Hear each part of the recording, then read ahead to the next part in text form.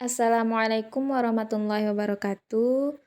Baiklah, saya Nurfa Astuti, NIM 105191199.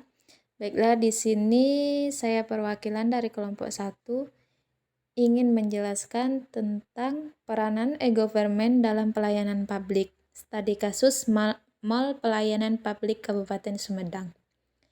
Yang melatar belakanginya adalah konsep awal mengenai e-government adalah sebuah penerapan teknologi informasi yang transformatif. Banyak sekali pengalaman yang dirasakan oleh lembaga bisnis ketika menerapkan sistem elektronik. Hal yang paling utama dapat dirasakan adalah pengelolaan yang lebih cepat dan mudah. Di pemerintahan, implikasi penerapan sistem elektronik dapat menciptakan keterbukaan, transparansi, selaku pemberi layanan kepada masyarakat. Kajian teori antara penerapan teknologi dan good governance menyimpulkan bahwa e-government mendorong terciptanya good governance yang efektif, efisien, transparan, dan akuntabel.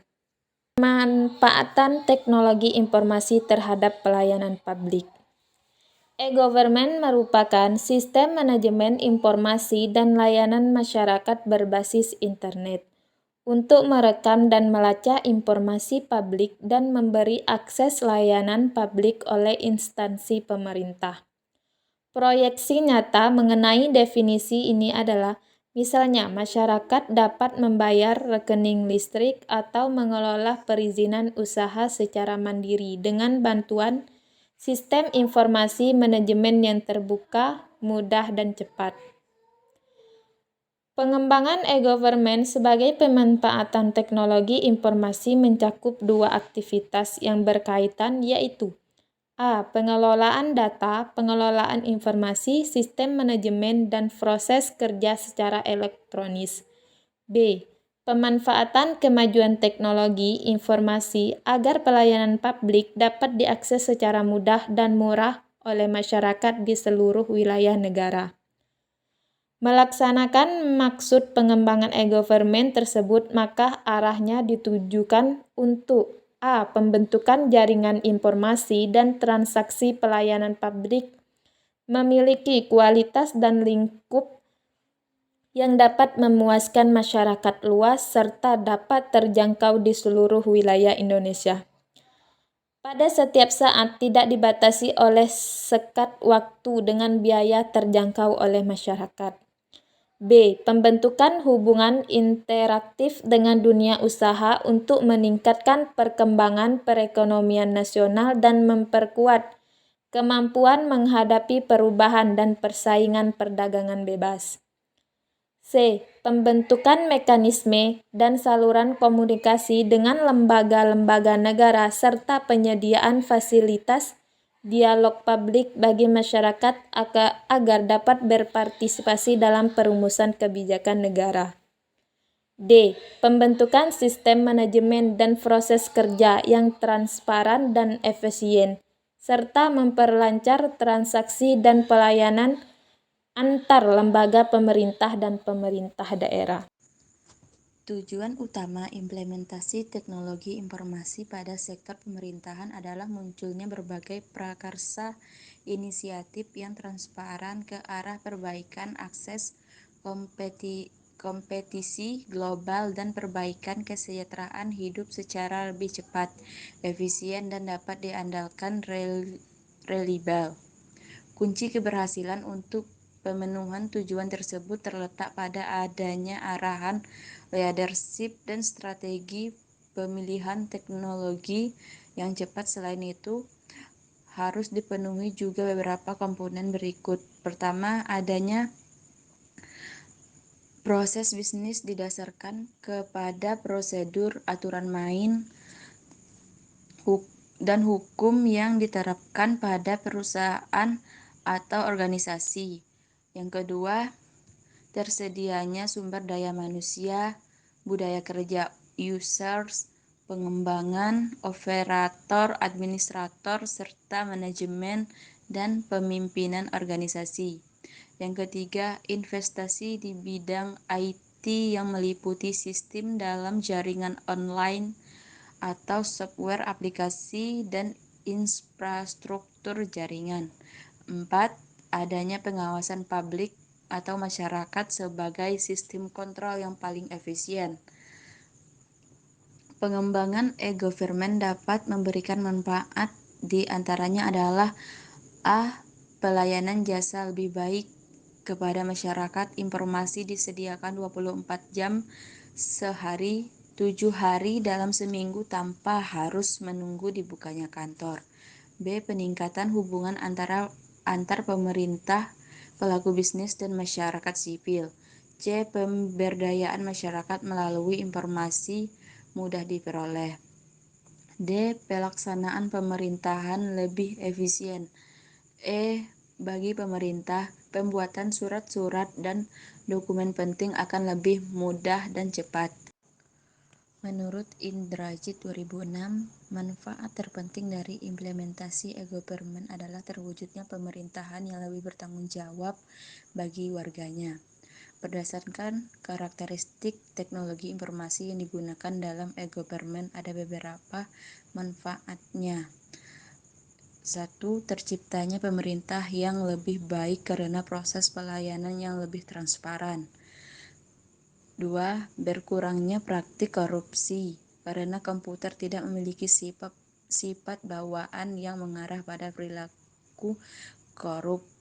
3. Tata hubungan yang lebih ramping untuk terlaksananya pelayanan pemerintahan yang lebih baik. 4. Peningkatan efisiensi pemerintah di semua proses untuk menghindari pemborosan belanja sektor publik atau inefisiensi dalam berbagai proses. 5. Terciptanya efisiensi dalam skala ruang dan waktu. 6. Struktur dan organisasi informasi yang tersistematisasi. 7.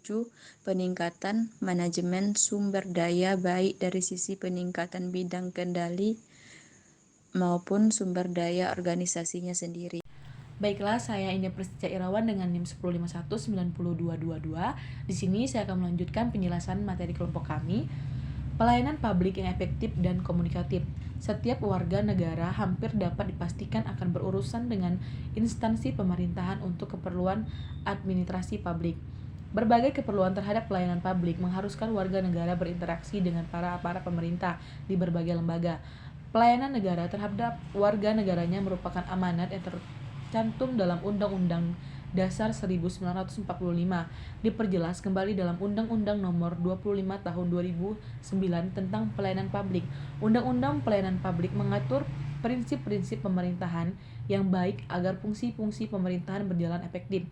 Pelayanan publik diselenggarakan oleh instansi pemerintah atau korporasi publik untuk dapat memperkuat demokrasi dan hak asasi manusia, mempromosikan kemakmuran ekonomi, kohesi sosial, mengurangi kemiskinan, meningkatkan perlindungan lingkungan, bijak dalam pemanfaatan sumber daya alam, serta memperdalam kepercayaan pada pemerintahan. Lembaga penyedia layanan publik milik pemerintah hendaknya berkaca dari pengalaman masa lalu, saat banyak kritikan diarahkan untuk perbaikan kualitas pelayanan publik. Lembaga-lembaga pemerintahan selalu kedodoran dalam menyediakan pelayanan publik, mulai dari pengurusan kartu tanda penduduk atau KTP, surat izin mengemudi atau SIM, hingga izin mendirikan bangunan atau IMB. Selain itu, sulitnya memperoleh layanan pendidikan yang bermutu, layanan kesehatan yang tidak terjangkau oleh sebagian besar masyarakat, dan sebagiannya merupakan sebagian kecil dari contoh kesemrautan pelayanan publik oleh pemerintah. Hal tersebut tentunya bertentangan dengan semangat reformasi yang sudah berjalan selama lebih dari 1 dekade. Dalam penyelenggaraan pemerintahan diperlukan suatu sistem komunikasi agar terjalin komunikasi yang efektif dan memiliki makna yang mampu mengarahkan pencapaian suatu tujuan pembangunan. Nah, e-government ini sistem mulai diadopsi di Indonesia setelah sebagai sebuah inovasi baru dalam bidang pemerintahan. E-government system merupakan sebuah difusi teknologi yang secara teoritis berarti prosesnya tersebar suatu inovasi ke dalam sistem sosial melalui saluran komunikasi selama periode waktu tertentu. Pemerintah dapat memanfaatkan peluang dari teknologi yang digunakan dalam e-government system, yaitu teknologi informasi dan komunikasi. Namun dari itu ada dua hal yang harus diperhatikan oleh pemerintah saat menerapkan e-government system, yaitu yang pertama, kebutuhan masyarakat menjadi prioritas utama dalam pelayanan pemerintah. Yang kedua, ketersediaan sumber daya baik dari segi warga negara maupun pihak pemerintah. Assalamualaikum warahmatullahi wabarakatuh. Perkenalkan, nama saya Ivo Ariando, NIM 105190217. Penerapan e-government Mal Pelayanan Publik Kabupaten Sumedang. Mal Pelayanan Publik MPP adalah wadah berlangsungnya penyelenggara pelayanan publik terkait dengan barang, jasa, dan layanan administrasi. Layanan yang satu ini merupakan perluasan dari pelayanan terpadu baik di pusat maupun daerah. Dengan demikian, MPP melayani seluruh kegiatan pelayanan seperti perizinan maupun non-perizinan yang menjadi kewenangan pemerintah setempat. Tidak hanya perizinan untuk masyarakat secara individu, tetapi badan usaha milik negara dan swasta juga dapat mengurus segala perizinan melalui MPP. Sebelumnya adanya MPP, masyarakat lebih mengenal pelayanan publik di pelayanan terpadu satu atap (PTSA) dan pelayanan terpadu satu pintu (PTSP). Malah pelayanan publik dapat dikatakan sebagai peningkatan kualitas dari dua pelayanan terpadu tersebut. Pada pertengahan September 2019, Menteri Perdagunaan peratur layanan terpadu tersebut, Negara dan Reformasi Birokrasi (PAN-RB) Syarifuddin meresmikan pendirian Mal Pelayanan Publik Kabupaten Sumedang. MPP Sumedang merupakan program kedua di Provinsi Jawa Barat setelah MPP Bogor.